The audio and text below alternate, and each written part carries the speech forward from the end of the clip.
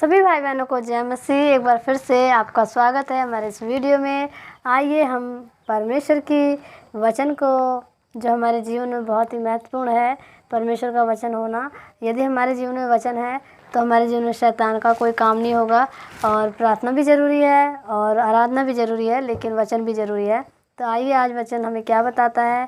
आज हमें कौन से वचन के ऊपर बात करनी है। जब आप नए नियम मत्ती अध्याय उसके 25 अध्याय से जब 31 से लेकर लास्ट तक पढ़ेंगे उसे, पूरा वचन उसे, तो आपको वहाँ पर लिखा हुआ है, जब 31 से आप पढ़ते हैं न्याय का दिन, तो वहाँ पर लिखा हुआ है कि जब मनुष्य का पुत्र अपनी महिमा के साथ आएगा और उसके साथ स्वर्गदूत भी आएंगे, तो वहाँ उसके सामने सारी जातियाँ इकट्ठी की जाएंगी। और जैसे चरवाहा भेड़ और बकरियों को अलग करता है, तब वैसे वो भी अलग करेगा। तब राजा जो बकरियां हैं उन्हें बाईं ओर और जो भेड़े हैं उन्हें अपनी दाहिनी ओर खड़ा करेगा। तब राजा कहेगा दाहिनी ओर वालों से, यानी भेड़ों से, राजा कहेगा कि हे मेरे पिता के धन्य लोगों, तुम लोग मेरे पिता के राज्य में प्रवेश करो, जिसकी तैयारी आदि से तुम्हारे लिए की गई थी। तो वह उनसे कहेगा कि जब मैं भूखा था तो तुमने मुझे खिलाया, और मैं प्यासा था तो तुमने मुझे पानी पिलाया, और जब मैं परदेसी था तो तुमने मुझे अपने घर में ठहराया, और जब मैं नंगा था तो तुमने मुझे वस्त्र पहनने के लिए दिए, और जब मैं बीमार था तो तुमने मेरी सुधि ली, और जब मैं बंदी गृह में था तो तुम मुझे मिलने आए। तो जो दाई ओर की जो भेड़े हैं, यानी कि हमारे धर्मी लोग, जो हम लोग हैं, तो वो लोग कहेंगे हे प्रभु, हमने कब तुझे प्यासा, भूखा, नंगा या बीमार या बंदी गृह में या फिर परदेसी देखा। तो मेरा प्रभु कहेगा, तो वहाँ राजा कहेगा कि जो इन छोटे से छोटे मेरे भाइयों में के साथ करता है वो मेरे साथ करता है। तो मेरे प्रिय भाई बहनों, वचन यहाँ ये बताता है कि जो हम धर्मी लोग, जो हम परमेश्वर के लोग हैं, अगर हम अच्छे काम करते हैं, किसी की सहायता करते हैं, किसी धर्मी जन के लिए हम प्रार्थना करते हैं, किसी धर्मी जन की हम सुधि लेते हैं, या फिर कोई निर्धन है, या फिर कोई कंगाल है, या फिर कोई विधवा है, जो असहाय हैं, अगर उनके साथ हम अच्छा करते हैं तो हम उस मनुष्य के साथ नहीं, हम अपने परमेश्वर के साथ करते हैं। क्योंकि वचन बताता है कि जो इन छोटे से छोटे मेरे भाइयों के साथ करता है वह मेरे साथ करता है।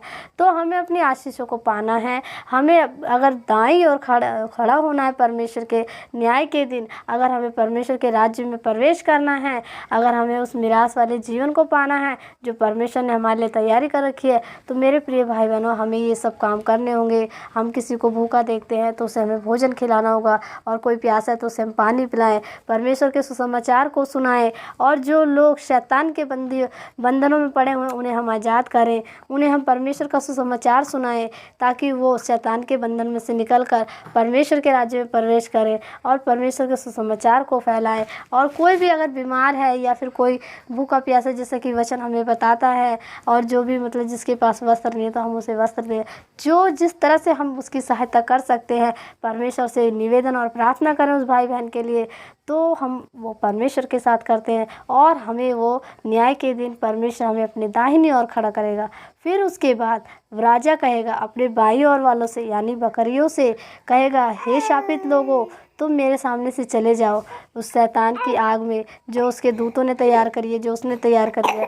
क्योंकि जब मैं भूखा था तो तुमने मुझे खाना नहीं खिलाया, और जब मैं प्यासा था तो तुमने मुझे पानी नहीं पिलाया, और जब मैं परदेसी था तो तुमने मुझे अपने घर में न ठहराया, और जब मैं बंदी गृह में था तो तुम मुझसे मिलने नहीं आए, और जब मैं बीमार था तो तुमने मेरी सुधि नहीं ली।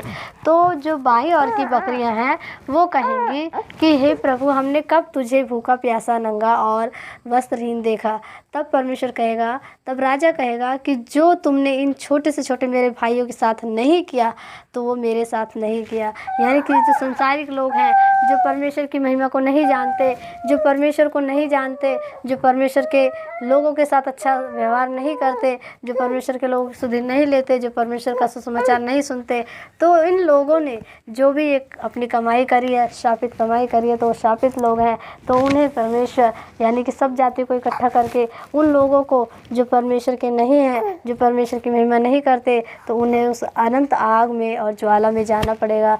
तो मेरे प्रिय भाई बहनों, न्याय का दिन आएगा और ज़रूर आएगा। और उस दिन के लिए आपको और हमको प्रिपेयर होना है, हमें तैयारी करनी है। हमें ये नहीं सोचना है कि हमारे साथ कोई न्याय नहीं होगा, हमें कोई फ़ैसला नहीं मिलेगा, एक तो कर रहा है हम भी ऐसा करें। नहीं मेरे प्रिय भाई बहनों, हमें अच्छा करना है। एक दूसरे को देखकर हमें गलत नहीं करना, एक दूसरे को देख के हमें अच्छा करना है। अगर एक इंसान अच्छा कर रहा है तो हमें उसकी अच्छाइयों को अपने अंदर खींचना है, बुराइयों को निकालना है। लेकिन आज हो क्या रहा है कि लोग बुराइयों को ज़्यादा सीखते हैं, बुरा काम ज़्यादा हो रहा है। लेकिन मेरे प्रिय भाई बहनों, हम अच्छे काम को करें, परमेश्वर का भय लाएँ, तभी हम न्याय के दिन परमेश्वर के दाहिने ओर खड़े होंगे और परमेश्वर हमें अपने राज्य में प्रवेश करने देगा।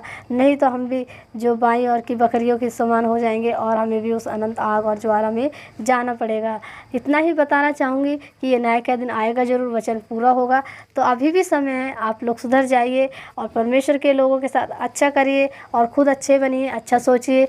तो परमेश्वर सचमुच आपके साथ न्याय करेगा और आपको भी उस राज्य में जो परमेश्वर ने बना रखा है उसमें जाने का मौका मिलेगा। और इस मौके को ना गवाइए।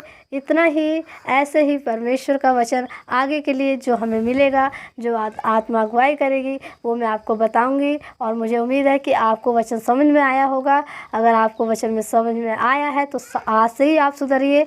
इतना ही, तब तक के लिए जय मसीह।